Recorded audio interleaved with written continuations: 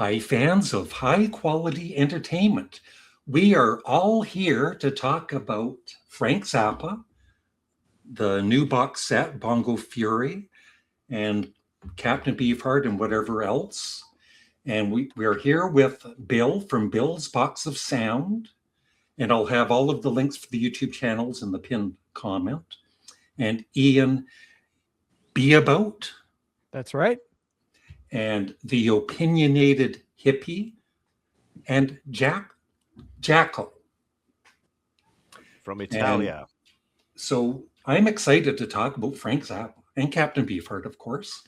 So let's start with Bill and how you became a Frank Zappa fan, the year and everything. Okay, well, I've been a fan of records since I was 5 years old, but in about 1973, when I was like 12, 13 or so,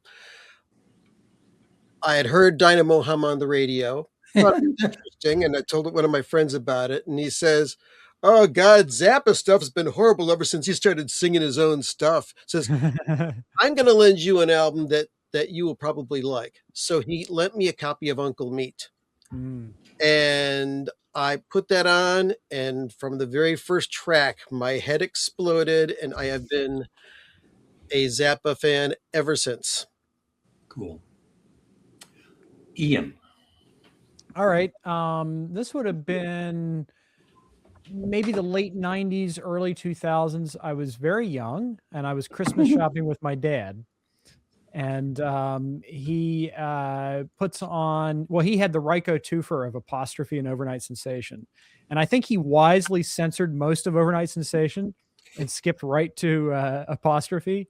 But I just remember falling in love with it because the song Don't Eat Yellow Snow was funny to me as a young person, but it also was interesting. Like there was enough musical substance to it that I was kind of on board. And it was bluesy, but it also had these weird little moments. But I suffered childhood asthma.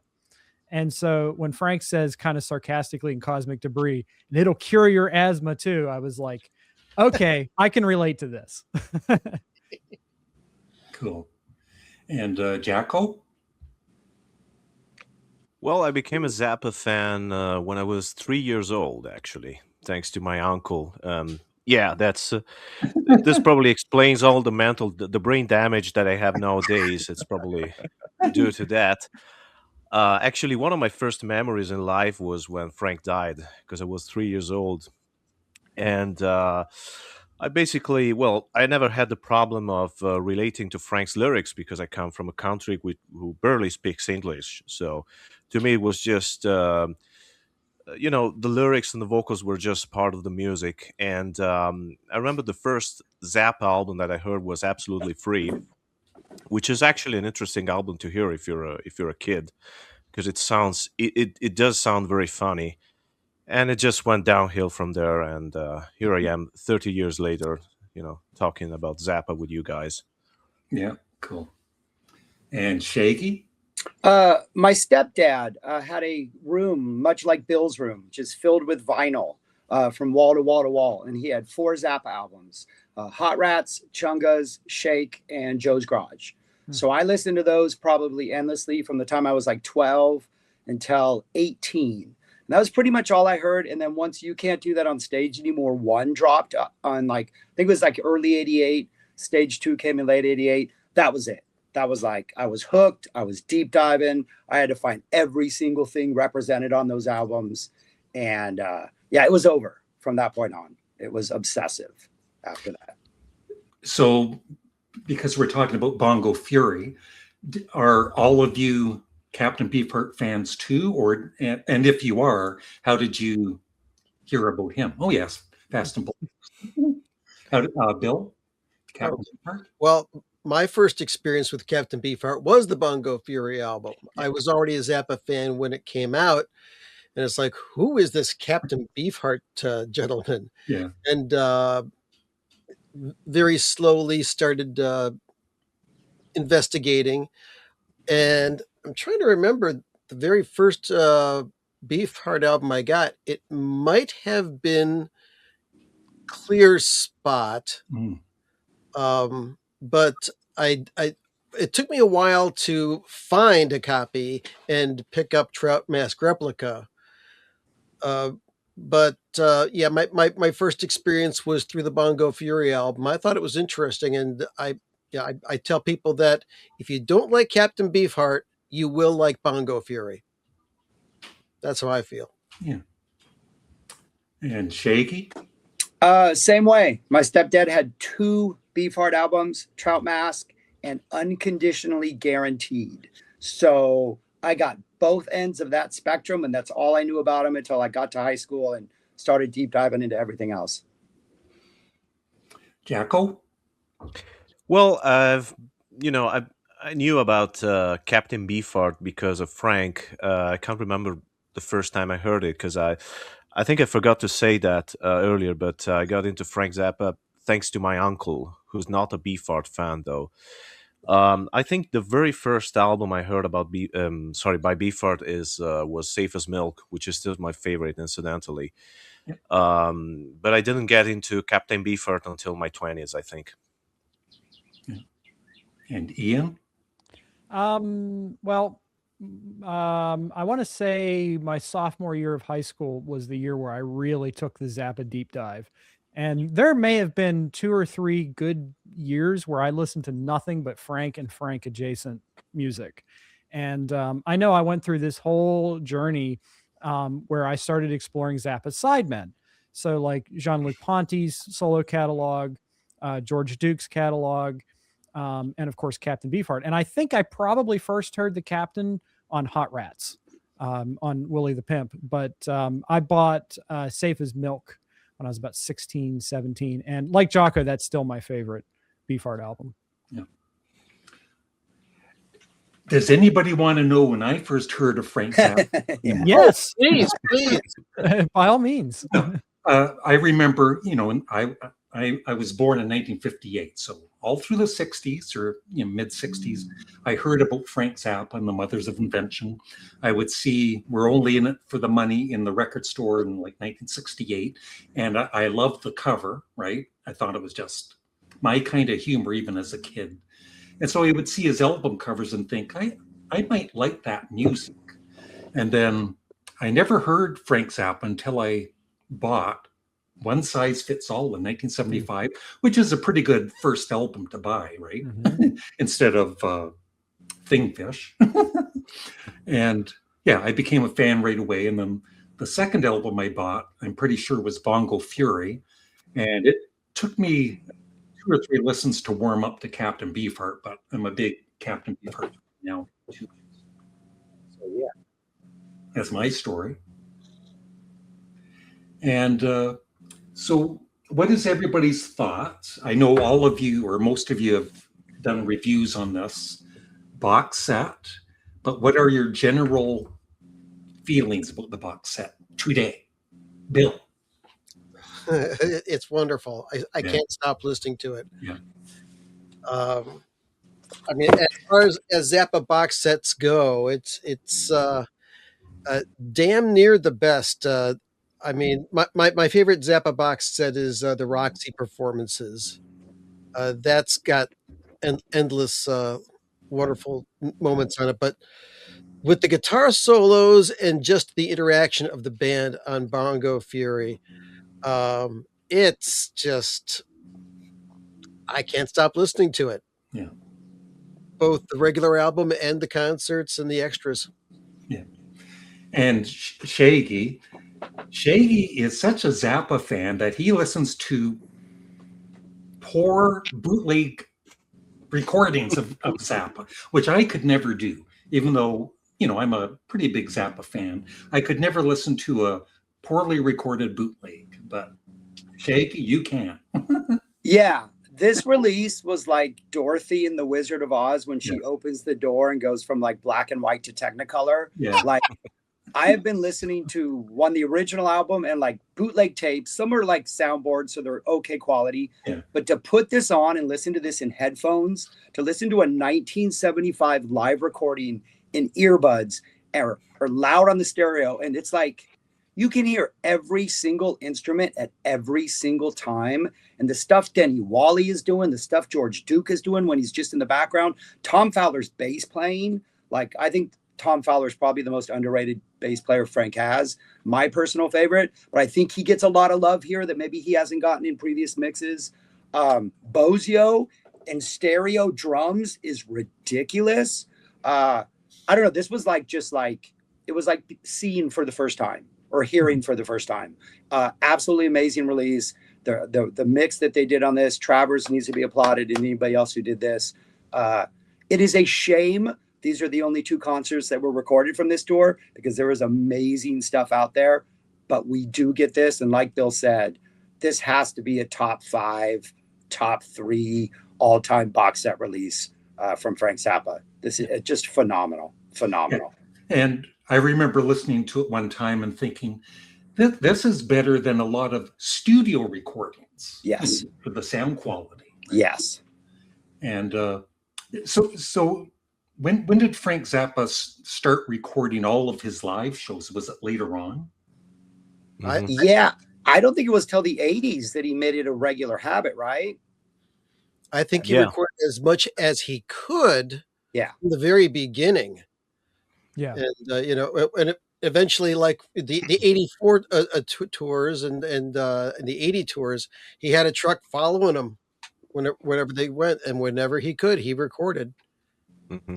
Cool. Yeah, we get the horrible drums in 84 because he had a truck that recorded everything in 82, and apparently a lot of it, like the live mics didn't work, and so he went full electronic in 84, so that would not happen. So we get this really horrible bad drum sound so that Frank could record everything, because that's what he had been doing since the 80s. So, and it's interesting, like you do get a lot of recordings early on, and like Bill said, early on in like the 60s and 70s. Then you do have this gap from like 72 through like, I don't know, 78, 79, as if Frank was ahead of the curve in what he wanted to do. They did not have the technology or was too expensive, because he would have done it, that obsessive nature of his. And when he could, he did. So we're going to get a lot of good 84 stuff probably at some point in time. I hope so. Yeah, exactly. So save that tour's reputation. Yeah. And Jocko, what did you think of the box set? Well, just like the opinion of the hippie over there, I'm also familiar with Frank Zappa's cassette recordings. The live bootleg recordings, and I must say that neither the album or the tour itself were never particular favorites of mine. I mean, I never hated them, but they were never favorites either. But I do love this box set. I do love those 2 shows. I don't think I've heard better performances by this particular band. I don't know if it's the sound quality or the fact that I'm very excited about the way this material has been presented. But I did love this box set, and I love it more than I thought I would have.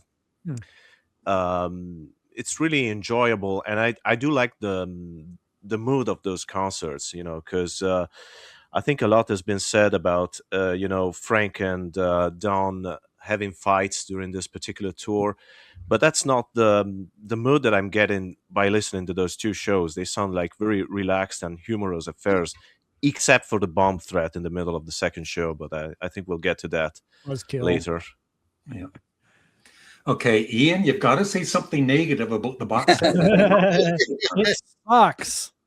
No, I can't say anything negative about it. So my colleague and friend Jocko and I here disagree a little bit on the Bongo Fury album. And I was just telling him earlier that the top 5 Zappa records, my top 5 favorites, is too crowded to fit Bongo Fury, but I would put it at like 8 out of 10. And I've always really loved this album because it's kind of got this loose atmosphere, but the band is still really tight. And I also enjoy, a lot is made about the friendship between Frank and Don, but then you also have Denny Wally, who was friends with them since high school.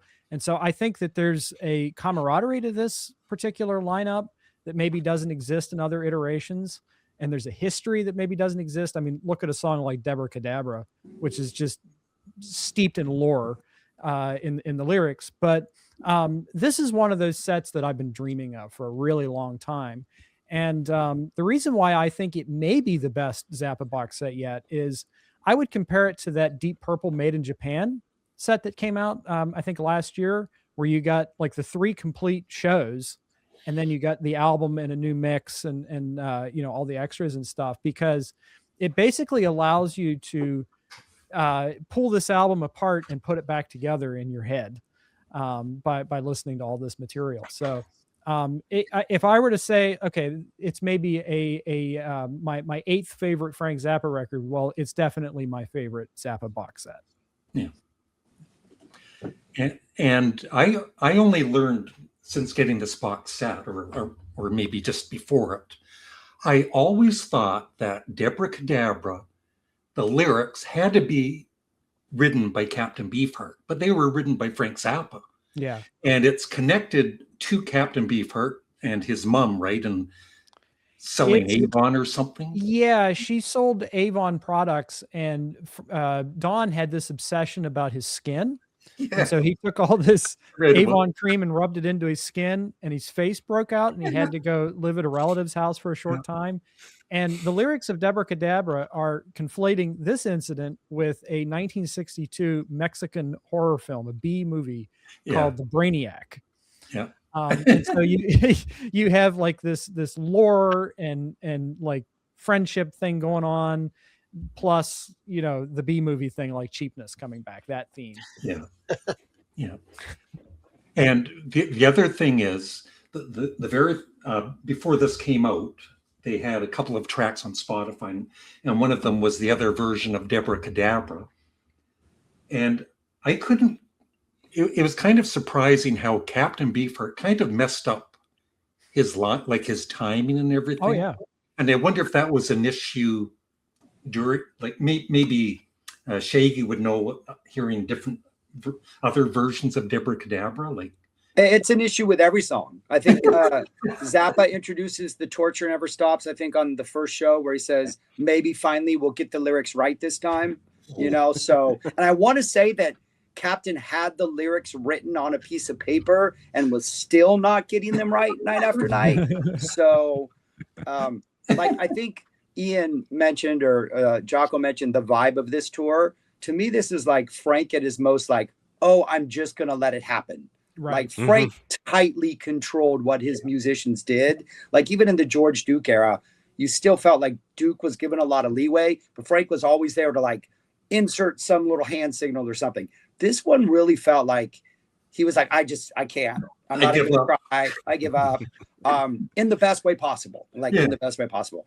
And if you listen to the Captain Beefheart lyrics, like I think I always thought the Bongo Fury version of Deborah Cadabra was maybe way over edited because he got all the lyrics right so well, but it was just no, Captain did it once, like let's release it. Good job. So you get the feeling that Don was not the most reliable person in the band. Yeah, I just wanted to add that I'm sorry, Bill, I cut you off, so sorry. No, I just wanted to say that that issue is also on Captain Beefheart's solo concerts. He messes up his own lyrics. Oh, God. And the other thing, now I've been a fan of Bongo. It's my second favorite live album ever. Number one is Grand Funk live album, if anybody is a fan of Grand Funk. But I didn't know until getting this box set, the song Advanced Romance. I never realized they're actually singing Advanced Romance all these years. I never picked up on it. That's the title of the song. What did you think they were singing?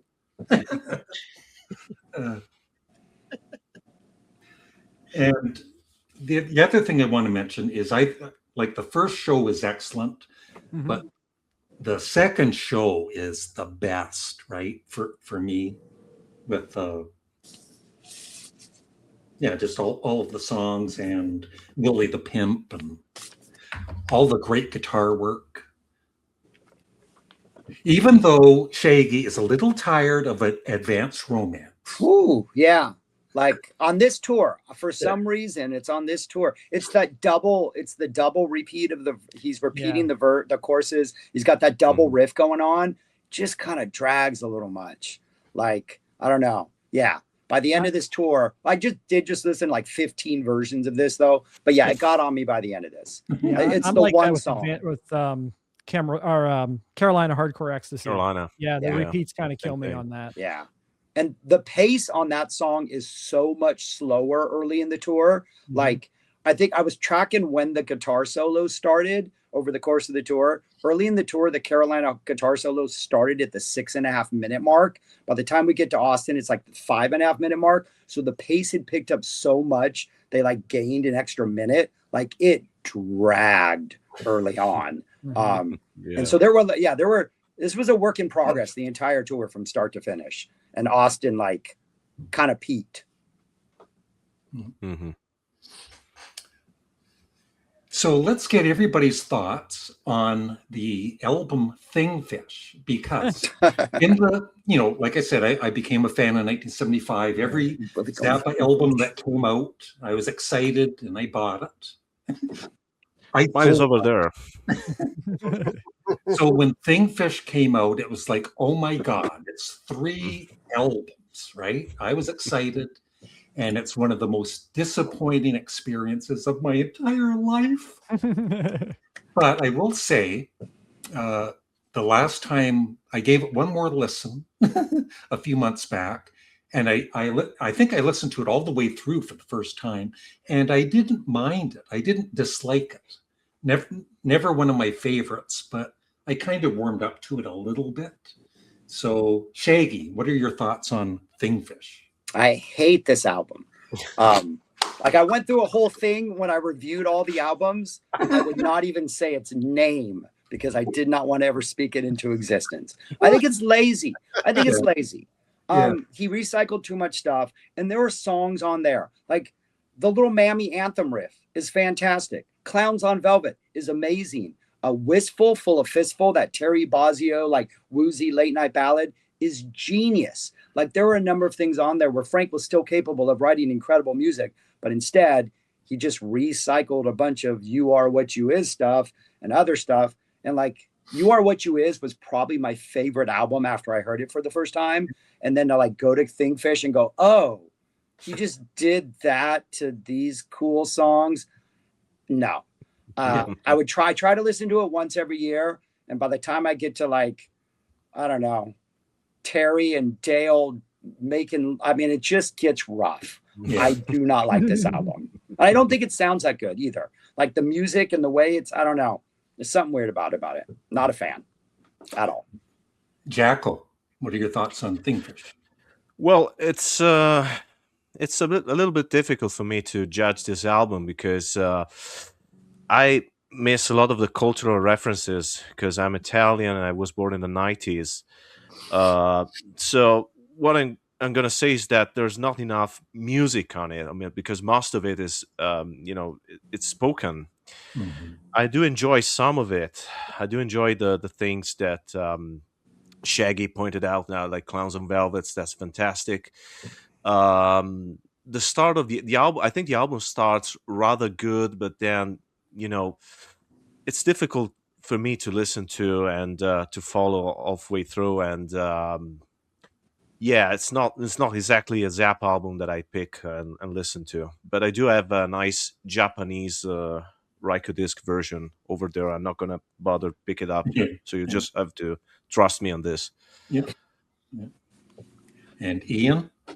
Well, honestly, I wished you would have warned me about this because I haven't heard it in years. In fact, it was the one Zappa record that I didn't own for a long time, and I just recently bought a copy of it. And I was actually so ashamed to buy a copy of it because I knew the guy I was buying it from that I bought a bunch of other stuff with it. I was like, oh, okay, I'll include that. So I did buy it recently, and I've been meaning to revisit it. So with that caveat, I have always found it extremely disappointing. Joe's Garage, it is not. But that being said, a song like That Evil Prince came to life on the stage. Check out the stage 4 version of that. That's That's my favorite song on Thingfish. It's incredible. And Brown Moses. Brown And Moses. I was going to say, Oh, Brown yeah. Moses. Yeah. Yeah. Well, And I'm a sucker for America. Yeah, I was going to mention Yes. that too, but I'm a sucker for anything Johnny Guitar Watson. So I do love the album version of Brown Moses. But yeah, I'm glad you mentioned America, Jocko, because is that actually on the album or is it just connected to No, it? it's on the album as background music. The track itself was not released on the album. Okay, yeah, that's what I thought, but that's like one of Frank's most beautiful melodies. So yeah, I mostly agree with what others have said, especially Shaggy, about it reusing a lot of older material. I kind of feel like had it been done as a stage play, maybe it would have been more compelling. But then I would have had to look at these things as well as hear about them, so it might have made it worse. Generally, this is the Zappa album that I defend the least. So I'll turn it over to Bill. Yeah. Okay. Well, I have a lot of the same types of feelings that Shaggy originally had about the Thingfish. I just found it hard to get through when I first got it, but being the faithful Zappa fan that I am, I did continue to check it out once in a while, and then I agree that there's some great songs on there of which their beauty was not fully realized until other versions came out. For example, Brown Moses and The Evil Prince on You Can't Do That on Stage Anymore. Both stellar versions, and the guitar solo on The Evil Prince on You Can't Do That on Stage Anymore, it draws tears to my eyes. It's so beautiful. And Clowns on Velvet, there is a unreleased bootleg version of that, and Shaggy knows what I'm going to talk about. When Al Di Meola joined the band on stage and just did an unbelievable solo. From what I've heard, he's been asked if they can release that, and he says, "I don't like that solo. I don't want you to release that." And Well, Frank had included that on the Chalk Pie album. Yeah. on Chalk Pie, which Yeah. which is an album that never actually got released. Yeah. Okay, I'll have But to dig up that bootleg. on Facebook, all has been talking about that performance recently, and he seemed to be proud of it. So maybe things have changed since then. I don't know. Ooh, We should ask him. I will have to ask the Vaultmeister about it as well. There you Yeah. go. If I could make just one more comment on this that I don't think anybody else has, I think Ike Willis is hilarious. Oh yeah, yeah. Oh yeah.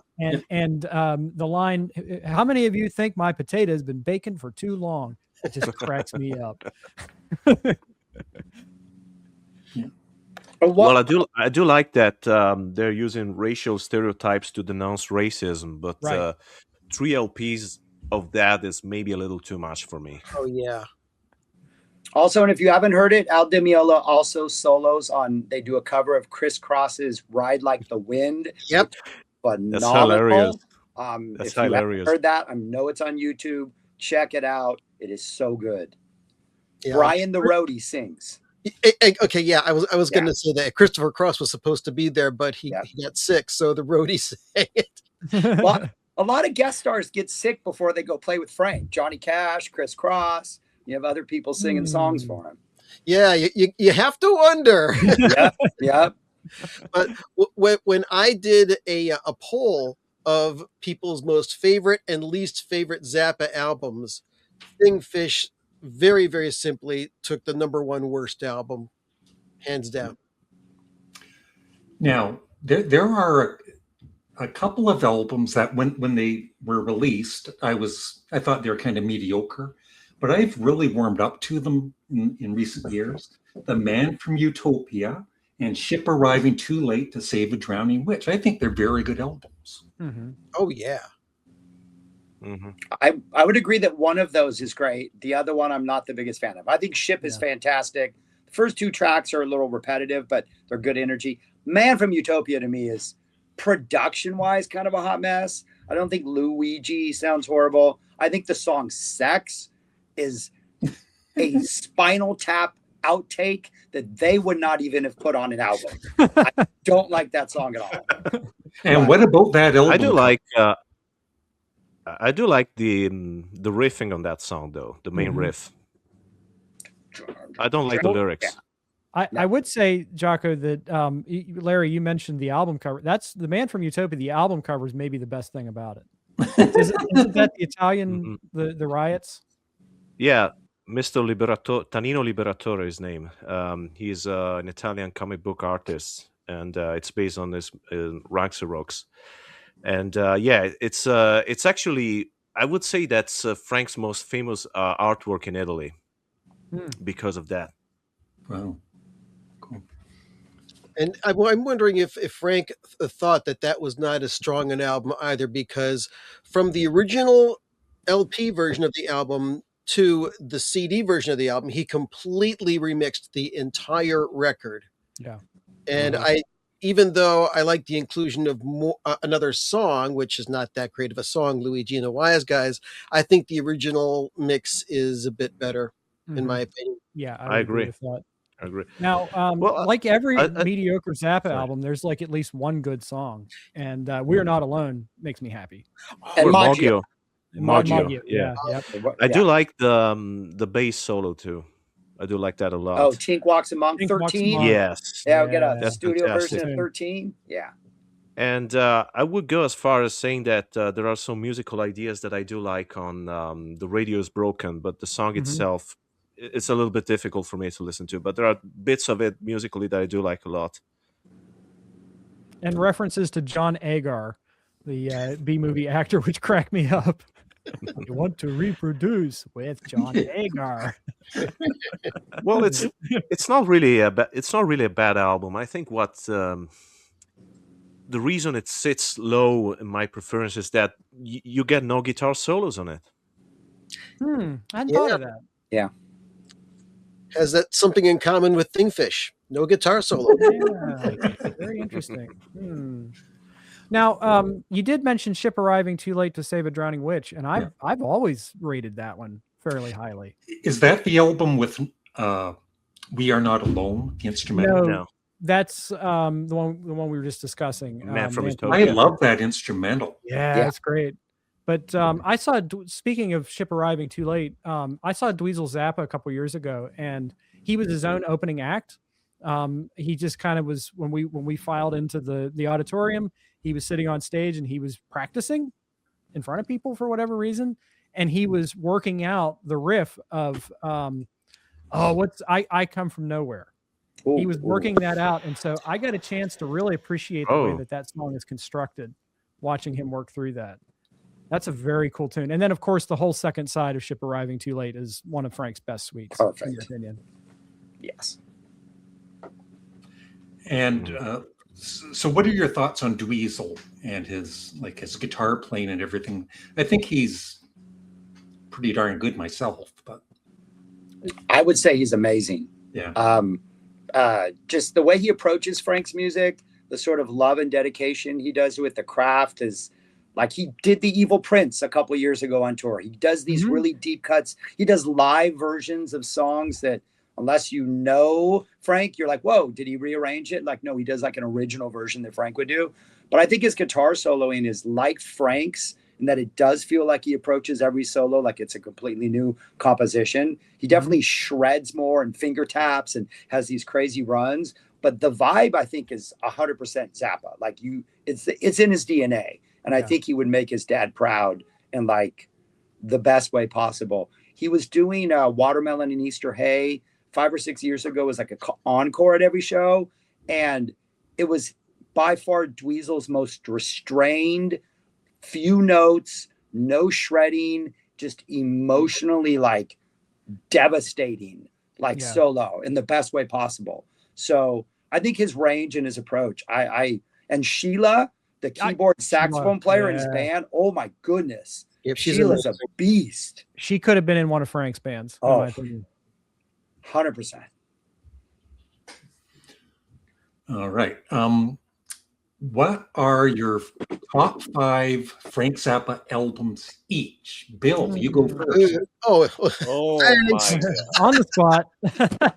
All right. Well, this will just be off the top of my head in no particular order. I would probably have to say that my favorite Zappa album is Roxy and Elsewhere. Good Uh, choice. Never get tired of that. What else? You Are What You Is way up there. I think that is a way underrated album. Uh, let's see. I can't decide Waka Jawaka or Grand Wazoo because to me Man. they're both like one album. Yeah, sure. Also, We're Only in It for the Money, and of course, Chic Your Booty. Can't get enough of that. I think that's 6. So you can jumble those around any way you like. I will listen to those any day of the week. All right, I'm gonna go next. All right. Hey! I think my favorites are. I love the early '70s. Oh, I have another question too. So the Grand Wazoo and Hot Rats. That's what kind of got me into appreciating jazz rock. Me as well, Larry. That's interesting. Yeah. We're Only in It for the Money. Bongo Fury, of course, and Joe's Garage. Yeah. Yeah. The other. What was the question? Now I forget. Anyway, you go, Ian, and then I'll try and remember the question. Okay. Well, there's Thingfish. No, I'm kidding. No, scratch that. Well, Waka Jawaka is pretty high for me, and Grand Wazoo. They're like a tie. If I were to pick one, probably Waka for sentimental reasons, which I can get into if you're interested. So those two especially. One size fits all. We're only in it for the money. I have been there was a time when I would have said Uncle Meat is my favorite, and it's still a favorite. But in recent times, I have found strange comfort in Joe's Garage. So I'm going to include that as my 5th. Is that 5 or did I do 4? Did I miss one? That's good. Throw another one in there just to make Hot sure. Rats. Yeah. We'll say Hot Rats. Yeah. The bonus entry. Jake. Uncle Meat's my favorite. We're Only in It for the Money. Stage 2. I'm a huge 74 band. There are 3 perfect solos on Stage 2. Inca, Montana, Pygmy, 3 of the best solos he's ever played. Burnt Weenie Sandwich, and then Grand Wazoo would be 5. If I included things posted after he passed away, I think I'd drop Grand Wazoo and put Leather in there. But to keep it simple, I'm only going to do the stuff released before 93. So. And Jackal. Well, We're Only in It for the Money is my all-time favorite album by anyone. So Wow. that one is going to go there. Good choice. And I would say Zappa New York, Roxy and Elsewhere. I don't know. That's a difficult question. Maybe either Burnt Weenie Sandwich or Uncle Meat. And then either Chic Your Booty or You Are What You Is. I mean, it depends on the mood. Yeah. Okay, got a couple questions. The first one is, now I'm actually a fan of this era of Frank Zappa, but some Frank Zappa fans aren't. I love the Flo and Eddie period. I do as well. Billy the Mountain. Any thoughts on Flo and Eddie? Well, I guess I'll just jump in on that.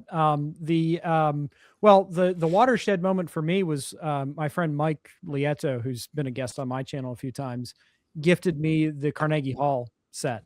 And that's when I had my Flo and Eddie epiphany, because prior to that, of course, it was the Fillmore East concert, which isn't the best sounding. And it's kind of like focused on the skits. There's Just Another Band from LA, which is a burner. But I have some thoughts about that as well. But to hear a complete show, you got the comedy routines, you got the musical numbers, everything just kind of came together for me. I'm also really a big fan of the Fillmore East box set, the Mother's, 1971? That redeemed that era quite a bit, especially that Rainbow Theater show, which is the last show that band played for, traumatic reasons. And then, I also want to point to 200 Motels was one of my early Zappa discoveries.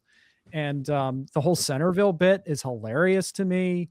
That album, 200 Motels, is one of Frank's most difficult albums, and it's a difficult film to sit through, but it's also one of those albums. Yeah, it's also one of those, and it's difficult to see too, just because it's hard to find. But it's one of those albums that I think represents a little bit of everything. You know, it's heavy on the classical music, but there's also some really great rock tunes, like Magic Fingers and Shove It Right In. That's sweet. The dental hygiene dilemma stuff is hilarious. The Jeff Quitt stuff, you got all this, folkloric. I think it's a great era, and I'll say this too: Howie and Mark, I think, are my favorite Zappa singers. They could sing anything. Yeah. Jackal. I think the main reason that album is that era is not particularly well liked is because of Frank, because he mostly focused on groupie jokes and stuff like that when he released the albums. But I do think that those releases that Ian just mentioned, the Mother's 1971, the Carnegie Hall shows, even the Mother's 70 box sets, show that those bands, when they played live, they were very good. I mean, those versions of King Kong are fantastic. They could improvise very well. And I think Ainsley Dunbar might be my favorite Zappa drummer, because he's fantastic. And he certainly was the first drummer that, the first Zappa drummer that played close attention to what Frank was playing when he was soloing, and he would respond, to his phrasings and licks, which makes the solos more exciting. So I think we're ready to, reevaluate that particular era now. Yeah. And just to add what you said there, Jocko, one album that hasn't been mentioned yet is Chunga's Revenge. Oh, and that's a heavy Zappa record. It was the first appearance of Flo and Eddie and Ainsley Dunbar. Yeah. And Frank's guitar tone on that album is nasty. I love it. It's near metal. It's like a metal Frank record. I love to crank that album up. Sort of like Bongo Fury. To me, that's one of the most crankable Zappa albums too. Mm-hmm. And Shaggy, your thoughts? Yeah, it was probably one of my least favorite eras until the release of Mother 70, which really kind of shined a light on that tour in a way that hadn't been, because of decisions, like Jocko said, that Frank made, what he focused on in his releases. Yeah. But Mother 71, I would say, prior to Bongo Fury release, might have been my all-time favorite post-Zappa box set, because that completely, I think, changed the discussion around Flo and Eddie. That last show, that opening 15-minute Zonti serenade that starts off with Preston doing all that amazing stuff. Frank's guitar playing, I think that was the first year where he seriously leveled up as far as what he was doing and the way he approached the solos. Those King Kong solos are just, okay, Frank's in a different place than he's ever been. And you have to give credit to Dunbar. He had a drummer that he could do that, and the drummer would be there with him and not be lost.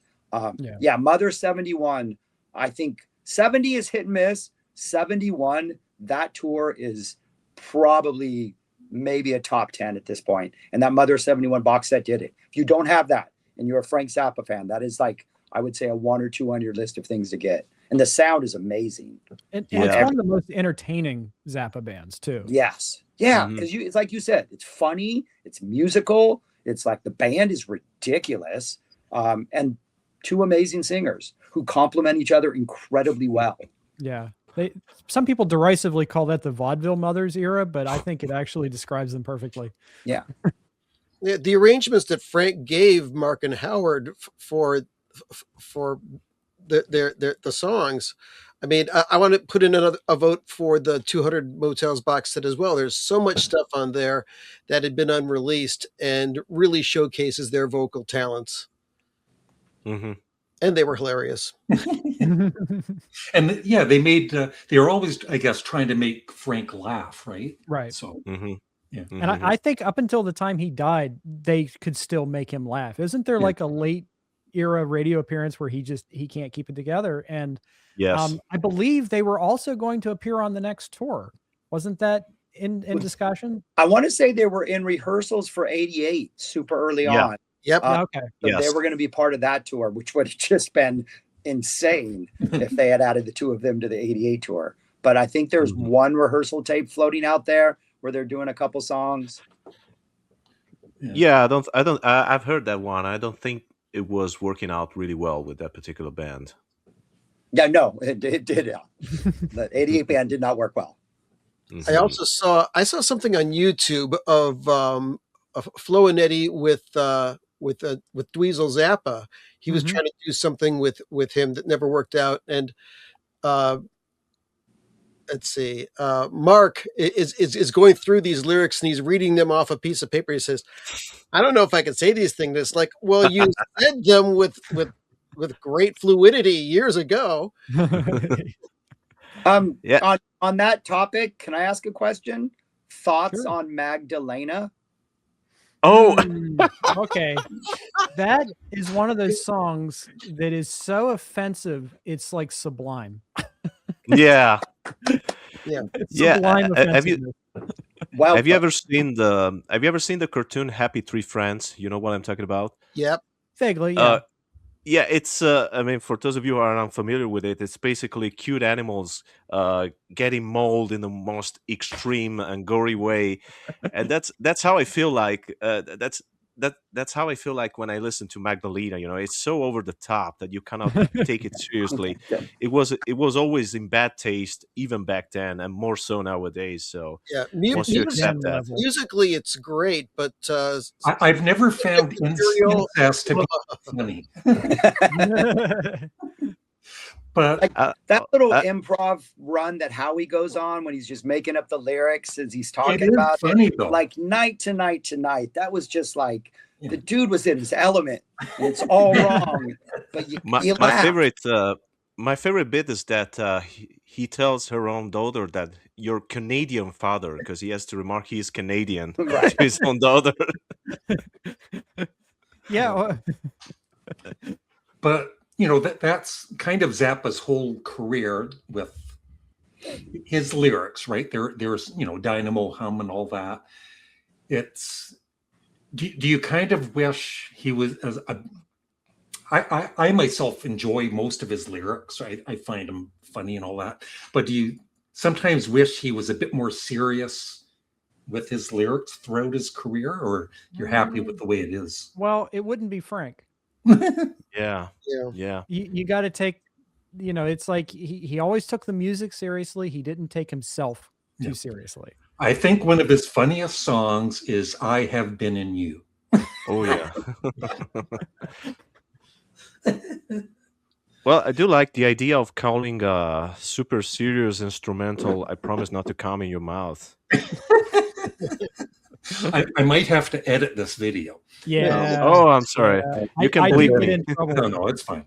Like that's a full-on Spinal Tap moment. Like you drop this Oh, yeah. beautiful instrumental, and somebody's, "What's the name of this?" He's like, "Oh, it's called this." You're like, "Oh, yeah, all right." Well, if I'm not mistaken, I think that scene from Spinal Tap is a reference to Zappa. Like That they makes were sense. thinking of Frank when they wrote that, That makes or sense. improvised it, or whatever it was.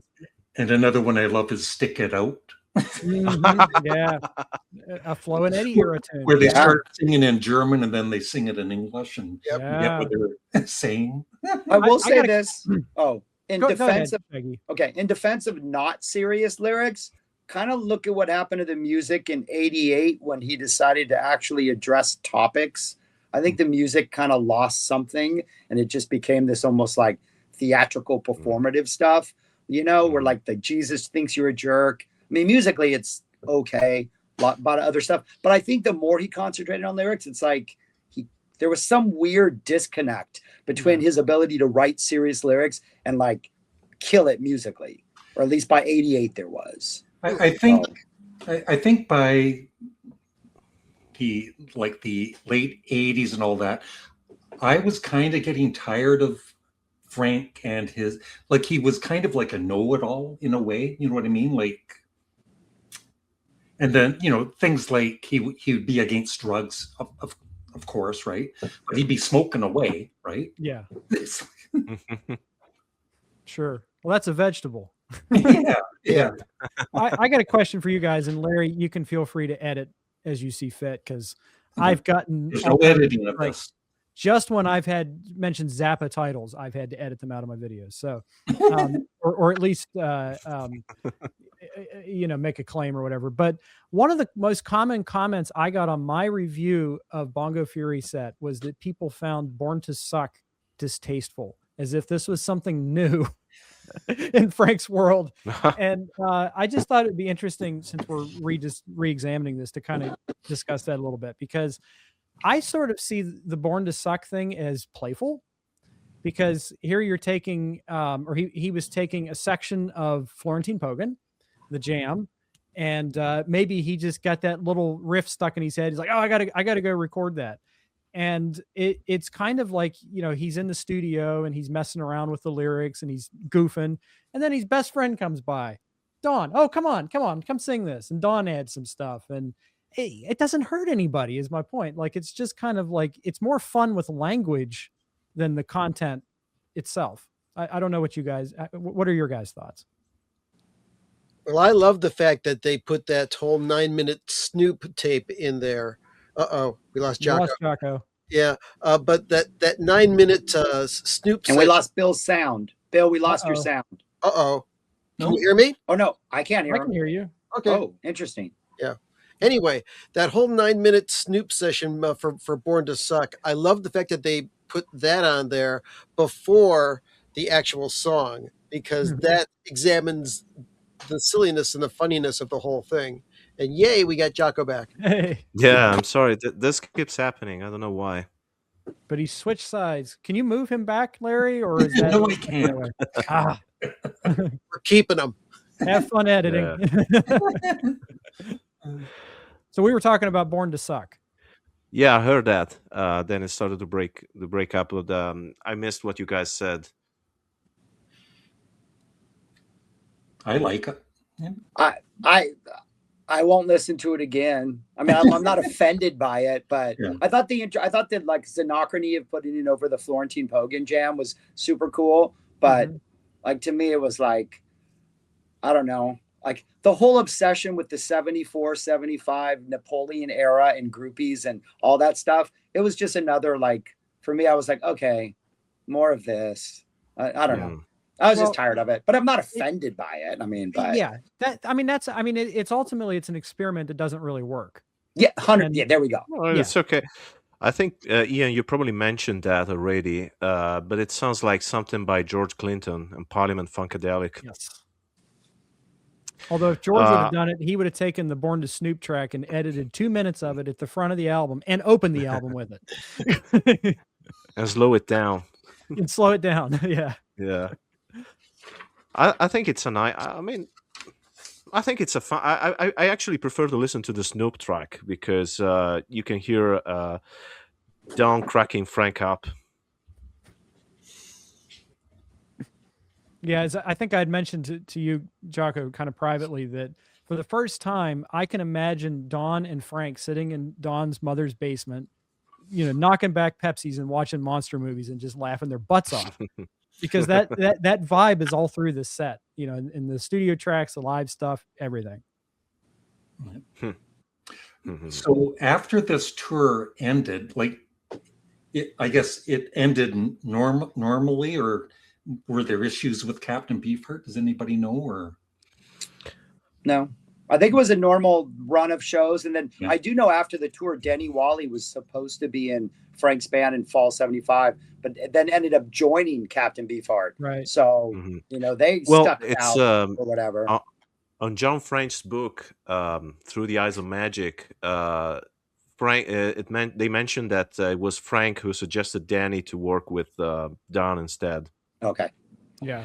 And I think they were friendly in a way, because in late 75, Don would open a lot of shows for Frank. And of course, that Born to Suck session happened after the tour. Yeah. So I think they were okay.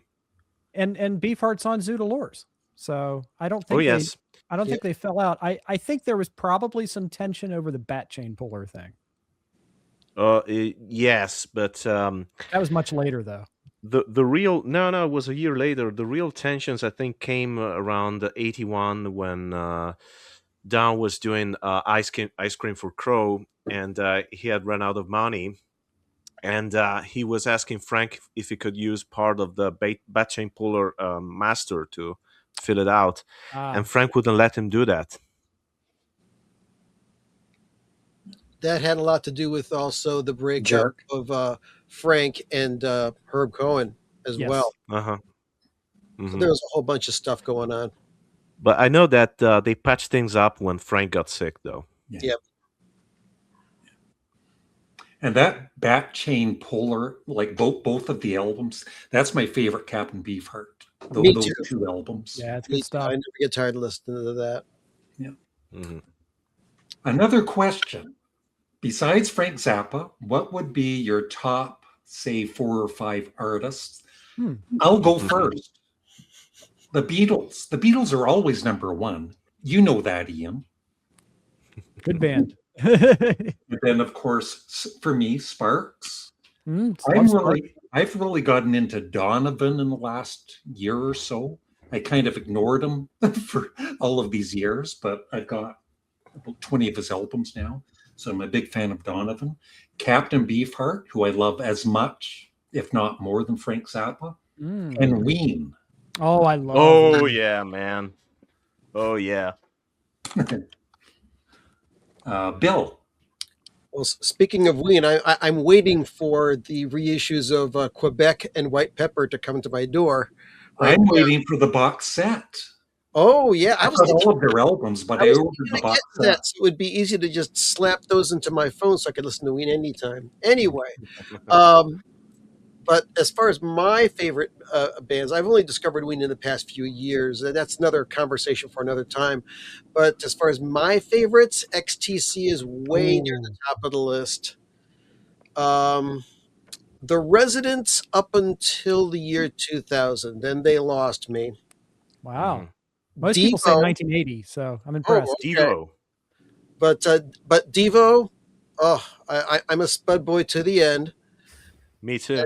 So that's 4, and I'd have to say it's a very, very tough tie between Miles Davis and John Coltrane because they're just so unbelievable, both of them. Shaggy. I can't hear Bill for some reason. Somebody That's just a good tell me thing. That's a good thing, Shaggy. what were his 5 bands, just so I know. Devo. Okay. XTC. Miles and John Coltrane. The Residents. The Residents. Yeah. Okay. Oh, awesome. Okay, cool. Thank you. My number 1 would be the Grateful Dead. I'm a Deadhead first and foremost, probably more than a Zappa head. The Kinks. I listen to a lot still to this day. Currently going through a late 70s Kinks phase. Deep Purple. Huge Deep Purple fan. John Coltrane, probably more than Miles Davis, though I do go through these runs where the 70, 75 era of Davis, I will listen to over and over again. And then My Morning Jacket, Southern rock sort of band here in the States, who, if you've never seen them live, put on possibly one of the greatest live shows in rock music, just epic performances. But those are probably the 5 I listen to more than any other at this point. And before I go on, has anybody heard of the band of Montreal? Oh, love them. Yeah, Amazing. I got one of my viewers gifted me, I guess, one of their most popular albums, and I love it. Yeah, if it's not Hissing Fauna, you need it is. It is. Yeah, that thing is absolutely amazing. Yeah. Okay. Cool. All right, Jackal. What are your favorite artists? It's very difficult to answer this. I would say that I like Jethro Tull as much as I love Zappa. But aside from that, I'll just tell you what I'm listening to lately, because it's way easy for me. I'm listening to the Tubes, the Stranglers, and maybe the Yellow Magic Orchestra, XTC, that kind of stuff. It's very difficult because I consume an unhealthy amount of music daily. If music was food, I'd be fat. So you're in the right room for that. Yeah.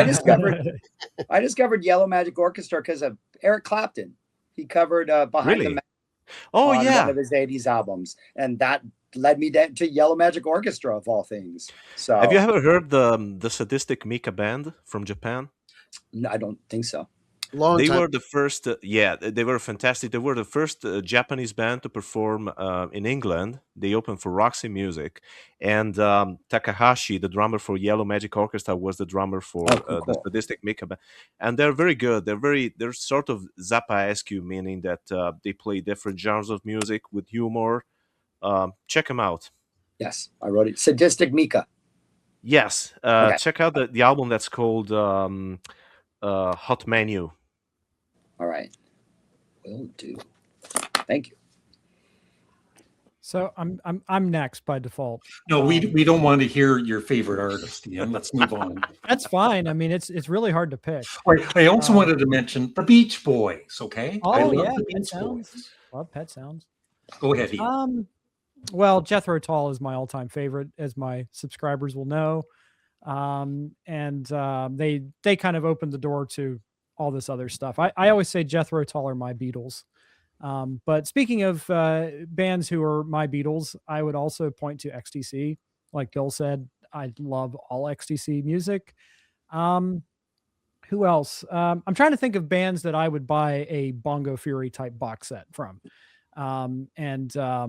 Pink Floyd, I would buy a box set from them.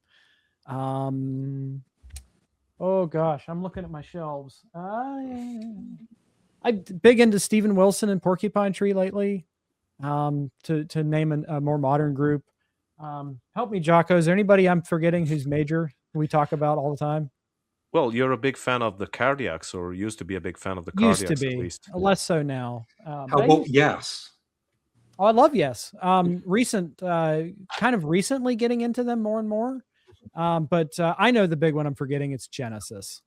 Can't live without Genesis. And King Crimson. And King Crimson. I wouldn't say I would buy them King Crimson box sets because I have bought them. Well, That's a band. They're not afraid to put out some poor sounding bootlegs, King Crimson. Let me tell you. True. Let me tell you. Put it all out. Let the fans sort it. Yeah. I'm just going to mention 3 Italian bands. Okay. Aria, Banco, Aria. and Elio Le Storie Tese, Elio and the Troubled Stories, which are sort of the Italian Frank Zappas in a way. You know who else is kind of like a modern Frank Zappa is Mike Keneally. And I've been really enjoying his material lately. Like, what was the? Oh, sorry. Go ahead. What was the second band, Jocko? Banco. Banco. BANNCO. Thank you. Yeah, check out if you've never heard him, Shaggy. Check out Darwin and Jocko. You'll handle the pronunciation better than me. But what's the one I was meant to be free? Now we can't hear him. It's like Io Sano Nato Libero or something like that. He froze up again. He froze. So Shaggy, you still can't hear Bill? No, I still can't hear Bill, and I can't. Bill, and Jocko's how frozen. Bill, how about if you leave and don't come back? How about if you leave and then come back in? Should I leave and come back in? No, either one of you. It doesn't matter. Like, try Bill. I'll tell you what, I will ask a question and then I will leave and come back. And while I'm gone, you guys can start answering this question. Okay. What do you think of Zappa's synclavier era? Ooh. So let me get out of here. Okay. Don't know what's happening. Yeah, Jocko's struggling. Let's say we answered the question and we're moving on. I wasn't really a fan. I did like what was that jazz album later on? Is it Jazz from Hell? I've never even heard it, I don't think. Synclavier album? Synclavier? Synclavier? I don't know how to say it either. I've heard it 4 different ways. It's got a really good guitar solo on it. Mm-hmm. Drowning Witch guitar solo from '82 that's worth checking out. But yeah, and G-Spot Tornado is a wonderful piece. Yeah. But better with the Yellow Shark. Exactly. And Night School's nice. I think it's a beautiful little melody. Yeah. But my favorite of the Synclavier stuff is Civilization Phase 3. But it's like 60% Synclavier and 40% Ensemble Modern. So I think at that point he was starting to blend the samples more organically with live musicians, and it's one of his masterworks, I think. Bill, do you have any thoughts on Civi 3? I find it hard to listen to, even though it is amazing work and so much work went into it. But I probably don't enjoy it as much as more years will make me enjoy it.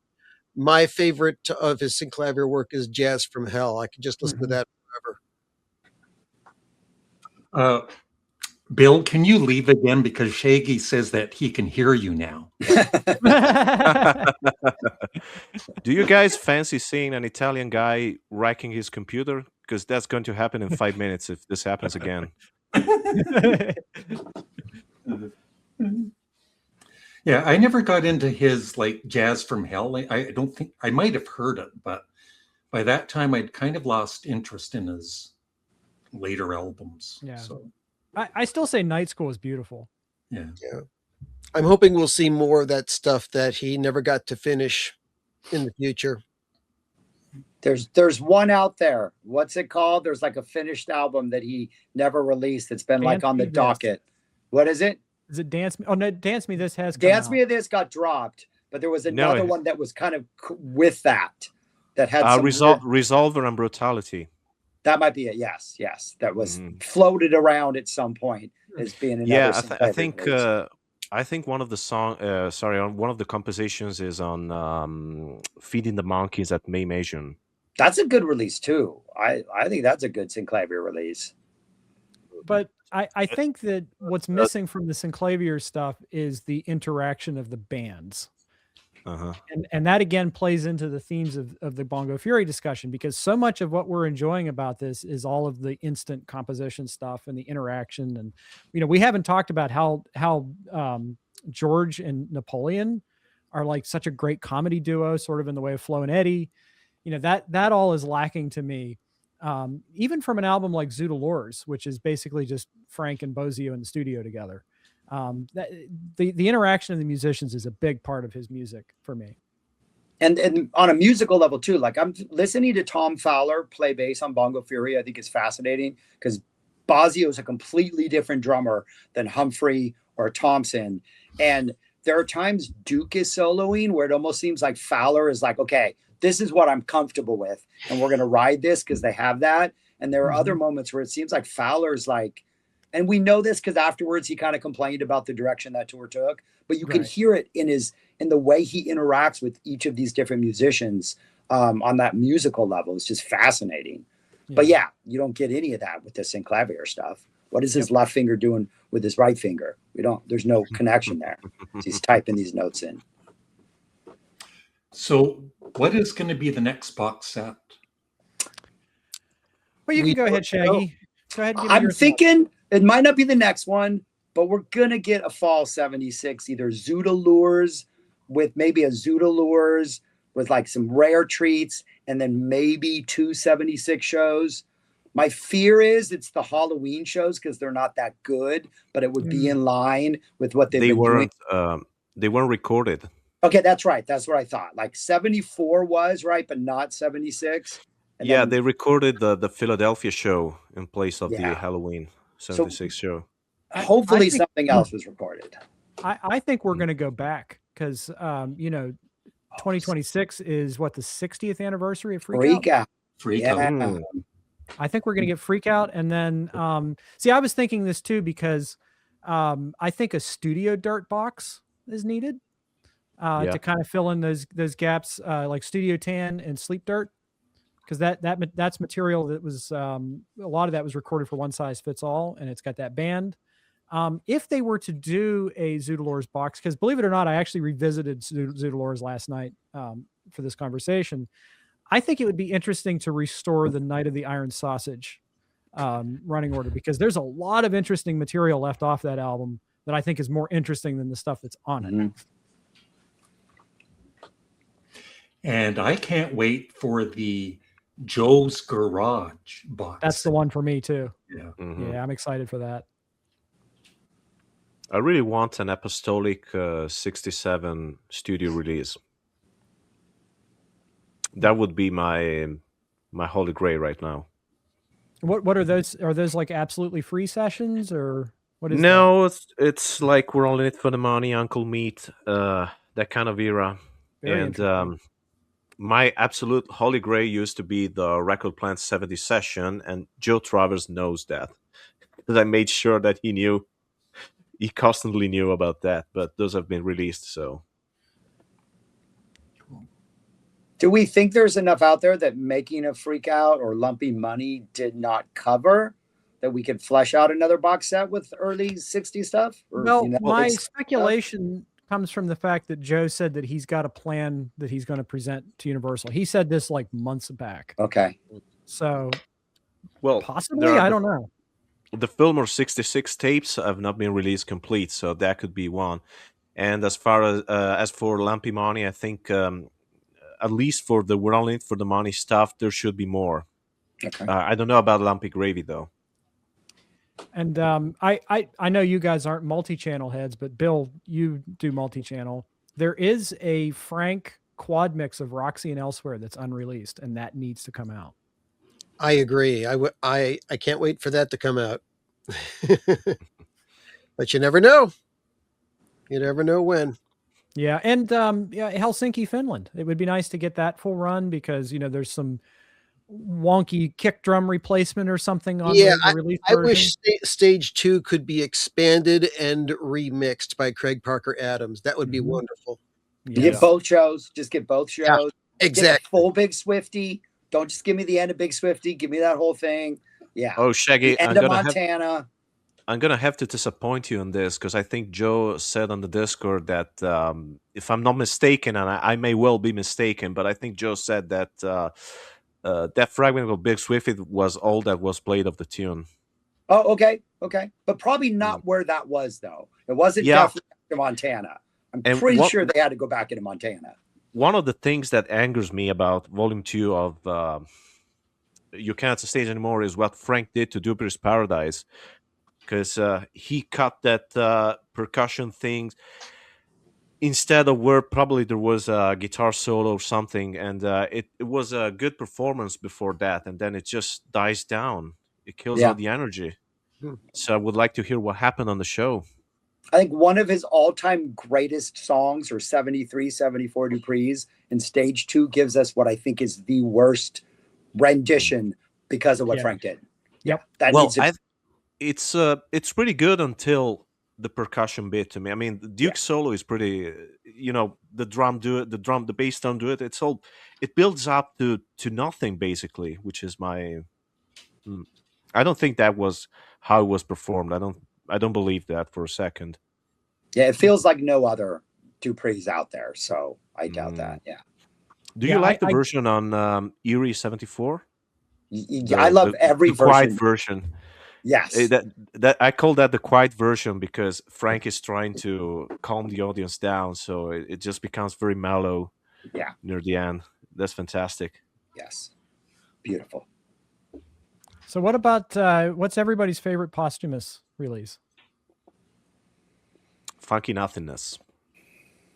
I was about to say the same thing.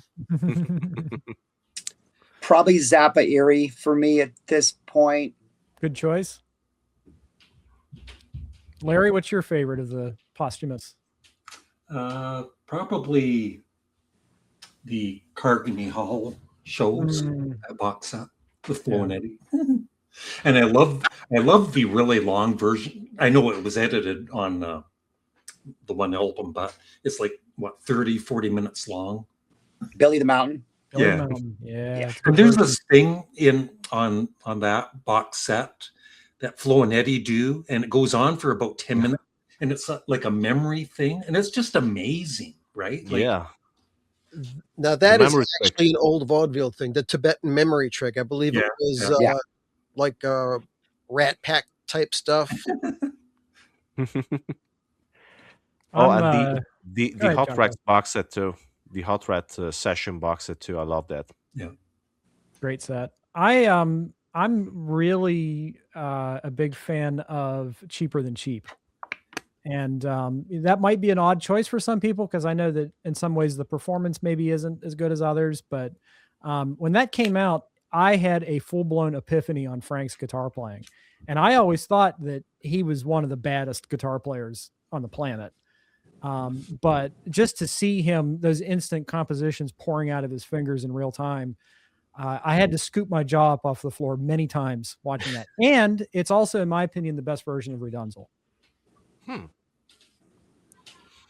I would say anything that has 74. Cheaper Than Cheap is a favorite. The Token of His Extreme, a favorite. Apostrophe 50th box set, because you have those 274 shows. Zappa Erie with those 74 shows. Like, I think 74 is a peak Zappa year, comparable with 79. The chemistry he and Chester Thompson had and Tom Fowler is unbelievable. And they were going places that, like, Frank would like be going full speed and slam on the brakes, and like the band would have to just figure out what to do, and they would, and then he'd go off other places. 74, I think that's probably his peak year with his best band. I would argue. Do you also like 73? Because I've listened to the Overnight Sensation box set again, and I love those two 73 shows. The Palladium one is incredible. I think the first half of 73 is fantastic. His guitar tone by the end of 73, like my issue with the Roxy years, that fall 73, is his guitar tone is really thin, I think, and a little too, there's something about it where he's not getting nasty. Early 73, he gets nasty. And I think it's almost like a Jean-Luc Ponty, I got to show you up type thing, because I think egos were involved there, which is why Jean-Luc Ponty is so fantastic in those early shows, because he's like trying to outshine Frank. Once he lost that rival, it seemed like 73 kind of coasted for a while. A little too smooth for me. That's an interesting point, because when I was listening to, I think it was Willie the Pimp last night from the new set, I was listening to Denny Wally play Slide, and I thought, I feel like Denny's kind of influencing some of the way that Frank's playing too. So you think that his sidemen may have influenced the way he plays solos? Yeah, Absolutely. listen to 81, 82 with Steve Vai. Like, he's metal. Yes. Yeah. Look at 78 with winter 78 after he had Baloo there for a tour into fall 78. Like, he's playing like Baloo. He's like making weird noises and like doing all these weird things. Yeah, no, Frank definitely I mean, what do they say? Great artists steal, or whatever it is, or whatever that is. Like, he's taking things and using them. Good artists borrow, great artists steal. I think is the quote. There we go. And that's one thing about Frank Zappa. Of course, he had a huge ego, like most musicians that are great. He's a guitar player. But he really spotlighted all of the musicians in his band, right? Like it wasn't always a focus on him, right? The band was his instrument. Yeah. Yes. Yeah. Okay, we'll end this in a minute with. Well, Ian has just left. Well, Ian's left. That's good. Everybody else leave now. No. What would be your one or two all-time favorite Frank guitar solos? I'll go first. I love cats. He brought the cat. What's his name or her name? Servo, and he brought himself. As in Tom Servo? As in Tom Servo, yep. That's his namesake. Say hi, Servo. Okay, I would say my two favorites are Willie the Pimp. The original? The original. And the guitar solo in 50/50 from Overnight Sensation. Oh, that's a nasty one. Yeah. Yes. I don't think we've mentioned Filthy Habits. The feedback soup. That's a wonderful composition. Instant composition. I also I really like Son of Mr. Green Jeans. It's very melodic solo, very heroic. Are we doing 5 or are we doing 1? Whatever you like. Yeah, Zombie Wolf. Yeah, I'm the a studio big fan version. of that. The studio version. Yeah. I think that's it for now, but maybe there's one I'll think of. Hmm. Oh, Shaggy? Muffin Man, of course, Yeah. Muffin Man.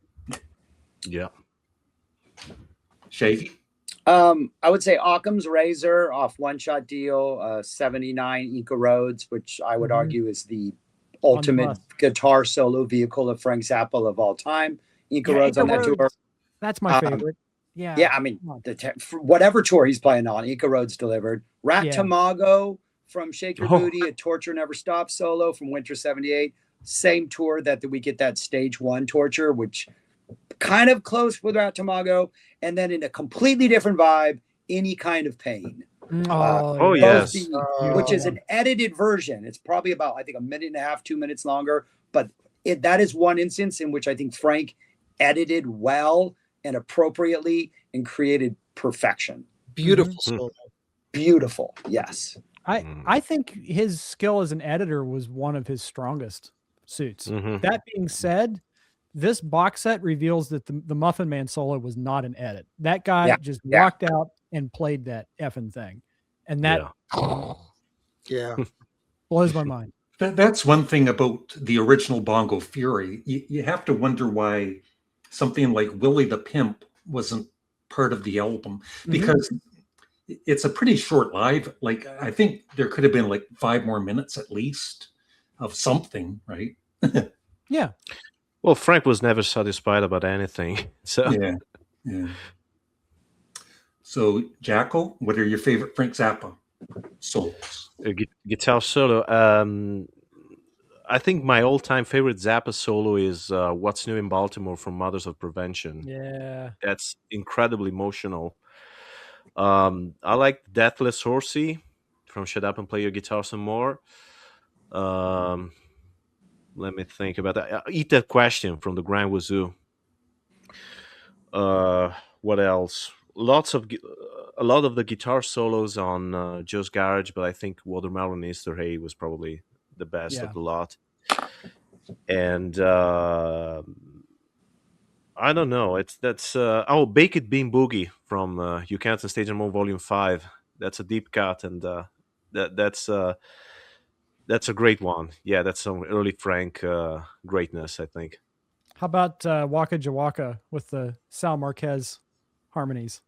Oh That's a yeah, favorite. that and revised music for guitar and low budget orchestra. They do the same thing. Yeah.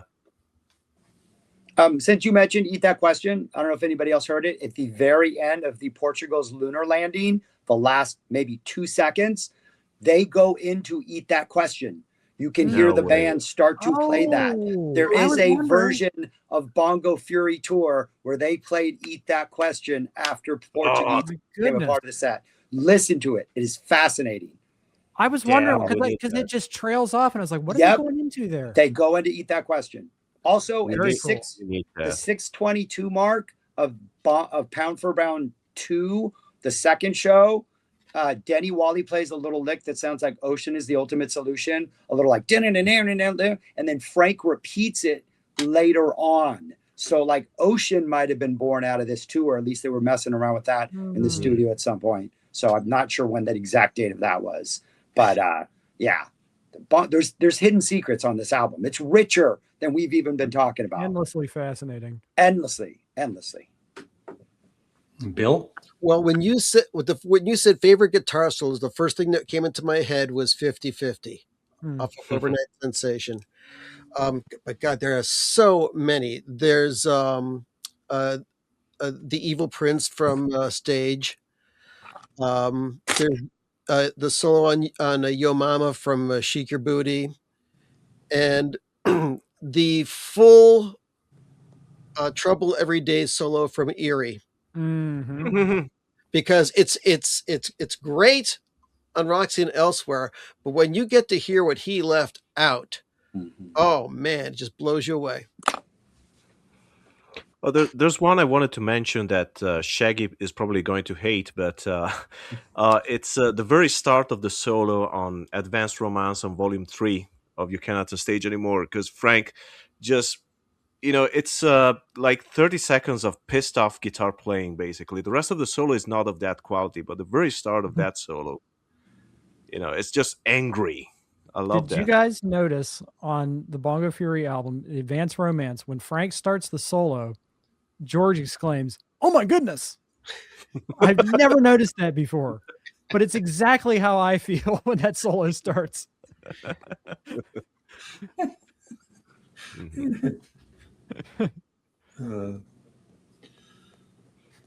Boy, oh boy, what a bunch of Zappa geeks we have here.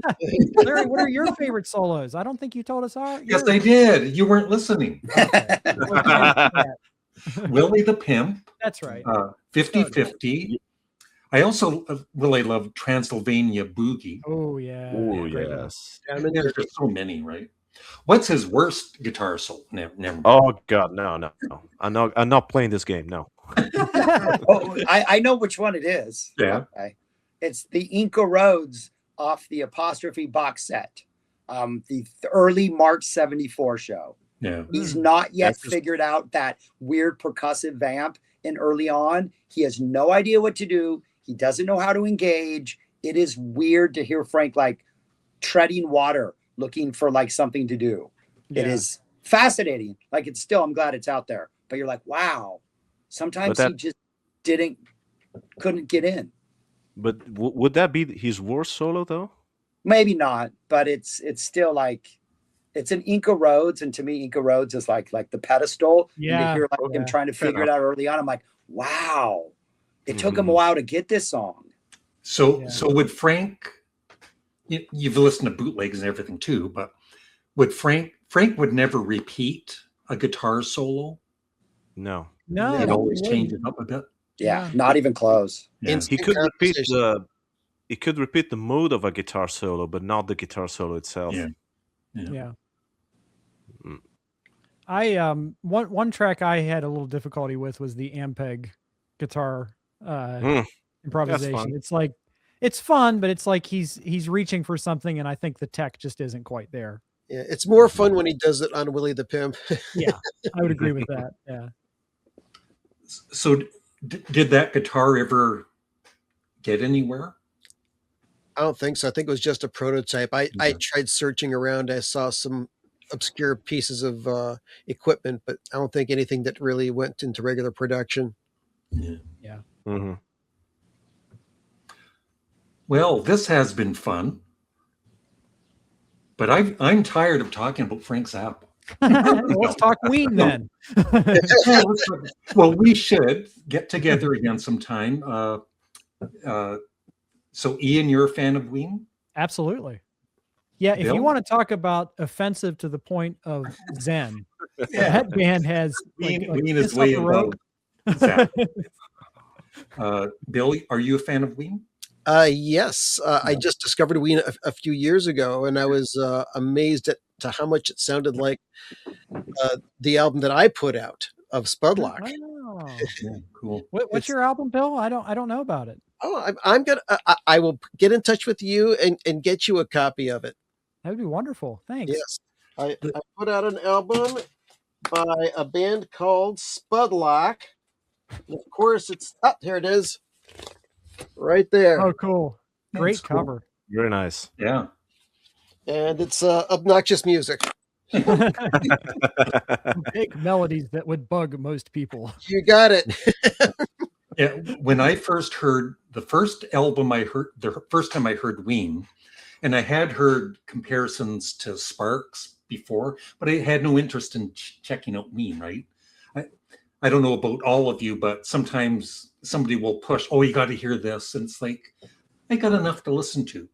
Right. But the first album I heard by Ween was Quebec. And I loved it right away. I was so impressed with it. But then I made the mistake of buying The Pod. I love that album. Oh, yeah. Well, the first time I heard it, I hated it. I hated it. The second time I played it, I gave it another. I think I left it alone for a couple of weeks, and then, well, I'll give it another chance, and I liked it more. And by the third listen, I loved it, and I've been a Ween ever since. But can I tell my Ween story, Jocko? Oh, Why do you need my permission? Why do you need my permission today? Because it's your fault that I like Ween. Yeah. Okay. I know. Go ahead. So I was involved with a group in college called Coloratura, which was me and my friend Nate James, and then later guitarist Derek Pavlik. And our second album, Unfamiliar Skies, when that came out, Jocko said, "Ian, this reminds me so much of an album called The Mollusk by Ween." And so I went out and bought The Mollusk and just absolutely fell in love with it. And later on, I asked my musical partner in Coloratura if he'd ever heard it. He's like, "That's one of my very favorite albums." So they're one of those bands that was like, I didn't realize I was influenced by them until like after I heard them. But yeah, after The Mollusk, I had to go hear everything. And big fan of Quebec. I think that might be their best. But White Pepper is really good. Chocolate and Cheese. Nice. I also I'm not a big country and western fan, but their country album's great. Yep, very good. Yeah. Yeah, it's great. And even for somebody that maybe won't appreciate Ween's music, I think they would appreciate some of Dean Ween's guitar work if they heard it, because he's such I think a great guitarist. live performances by Ween are mostly great, and there are tons of them on YouTube. And I will just add that when Skype used to be a thing, my profile picture used to be the artwork of Godwin Satan. Yeah. Which is Shaggy, are a you great into album. Ween at all? Oh, I'm a huge Ween fan. One of the few we got to bands. do a chat on Ween then, all of us. I was at the Austin shows a couple years ago when they did all 5 Stallions in a row, which was just one of those moments that as a hardcore Ween fan, you're like, they played Stallion number 1 and everybody's getting excited. Then they did 2, and they did finally all 5, and it was just like, whoa, we were here. It was amazing. It was absolutely amazing. And about the Gene Ween, the singer, on some of the albums, of course, they beat up the vocals and all that, but he can do quite a bit of that live, right? The different voices. He's a great singer. Oh yeah, amazing. Yeah. Mm-hmm. Yeah. He's on an album. Claude Coleman, the drummer, Claude Coleman, stellar. Gene's on an album that did like in the 80s. It was like sing songs and sound like Michael McDonald, and he just does like some Michael McDonald riffing. I think one of those tracks kind of made it onto Shinola, but it's just like Boys Club. Yeah, Boys Club. That's what it is. Yeah. So yeah, just Gene's ridiculous. Yeah. Ridiculous. And their final, hopefully not final album, La Cucaracha. I think, it might not be their best album, but I think it's still a very good album. Yeah, I mean, it's he had some very good stuff. I like Woman and Man and Your Party, Object, but as a whole, it's not as cohesive as something like Quebec or, even White Pepper. It's not as consistently great. I mean, I can tell something is broken on that album, personally. And I really don't like the Friends EP that came out before that. Yeah, it sounds like they're just being Ween. Like, oh, we're a band. We have to make an album. We know how to do this. It doesn't seem like a lot of those songs came from like, oh, I took some drugs and this happened. Let's write a song. It seems like we got to sit down and write a song. Let's throw in a Santana jam for no reason that goes 10 minutes. All right, that'll fill up half an outside. So is that the one where he stole Santana's guitar? It's a great song. Yes. Yeah. And Object, I think, has one of the most beautiful chord sequences on a Ween album. And that's the other thing about Ween. They could basically do any genre and do it very well, right? I think Even If You Don't is the best Paul McCartney song that Paul McCartney did right. Yeah. And something like Birthday Boy, which is pretty serious. Beautiful. Yeah. Anyway, we'll have to have a Ween chat at some point, maybe later this month. Maybe. Oh, sure. We've got a lot of listening to do. I was going to say we could do Ween for Halloween, but that's a few months off. Halloween. Yeah. So before we go, Ian, tell us about your YouTube channel. All right. So my YouTube channel is just under my name, so that's easy enough to search. I do like to focus on kind of audiophile releases. I do a lot of surround stuff, Dolby Atmos 5.1. But I'm also a big fan of the Acoustic Sounds SACDs, the Analog Productions SACDs. So I've been kind of slowly collecting their Genesis and Steely Dan discs. But yeah, occasionally I might even share some original music that I've produced. So keep an eye out for that. Jackal? Well, it's going to be easy to talk about my YouTube channel because I do not have one. Thank you. Shaky. I just review albums. I try to focus on live stuff. You're very opinionated. I try to be. Currently doing a deep dive into the Bongo Fury tour, about to wrap that up. And then my next one will be Winter 74. So I'm going to dive into that and try to listen to literally every single available show out there exhaustively. So now, are you a Zappa channel, or do you cover other artists as well? I started in COVID as a Zappa channel, but then anytime I do another artist, I try to find the connection to Zappa. So it's within the same musical world. Some of those are like, hey, I found a Reddit thread in which somebody claims this band played with Zappa. That's enough of a connection for me. But about to drop my Porcupine Tree reviews. I'll watch that. What is it? Lightbulb Sun, one of the greatest psych albums of all time. I'm going to argue, brilliant piece of underappreciated art right there. Stephen Wilson's one of my greatest influences as a producer and engineer. So, yep, fantastic stuff. And his remix work is fantastic. Yes. Did you see his recent interview with now Spinning Magazine? Mm-hmm. Phil Aston? I didn't watch the whole thing, but I started. Yeah, really good. Yeah. Mm-hmm. He also did a really good interview with my my colleague and co-host Jonathan Cornell on Immersive Audio Album. So if you haven't seen that, it's a really great interview. Oh, there's two Jockles. Oh yes. Yeah. The world doesn't have enough Jocko. Yeah. And Bill, I'm sorry, but we've run out of time. Well, tell us about your channel. It's Bill's Box of Sound is my channel, and I do a lot of Zappa stuff, but I do stuff all over the musical spectrum. Plus, I do live streams every Saturday night, 10 o'clock Eastern time. And also, I produce the ZappaCast, which just dropped part 1 of a 2-part episode on the drummers of Frank Zappa. Cool. And we just recorded our Bongo Fury episode. And there's all sorts of stuff that we've discussed here that we didn't discuss on that. So, I mean, it's like, I love all these different opinions on Frank and on Bongo Fury. As I said during my review of Bongo Fury, I said, I have intentionally not watched anybody else's yet. And then I went and watched Ian's, I went and watched Shaggy's, and I watched several others. And I'm just loving getting all of the different ideas, because more to think about, more to enjoy. Mm-hmm. So that's it. So besides your YouTube channels, if you have any other links you want to send me, I'll put them in the pinned comment. So thank you again.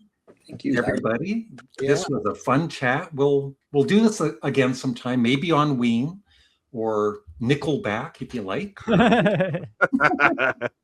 It's going to be a very short video, I think. Can you imagine having no, forget it. A Nickelback live chat. going through their discography. Yeah, no, basically sounds. Find the link between Nickelback and Zappa. See if you can do that. I'll do that. It's my next project. Got it. Okay. I wouldn't even know what to say about Nickelback. I don't know. I don't know if I knew a song. If I know a song about Nickelback, you gotta hear me. That's for the best. Yeah, yeah. Well, they've got that one. It's called "Something in Your Mouth" that is almost like something Frank would have written. Wow. Yeah. That's the only one I remember. Yeah. Okay. So thanks everybody. Really enjoyed it. Thanks, Thank everybody. you. Thank you, Larry. Thanks, everybody. Nice to meet Thanks, you all. Larry. Good to meet you, Bye-bye. Becky. Nice to meet you Bye-bye. guys. Bye. Happy listening. Bye-bye.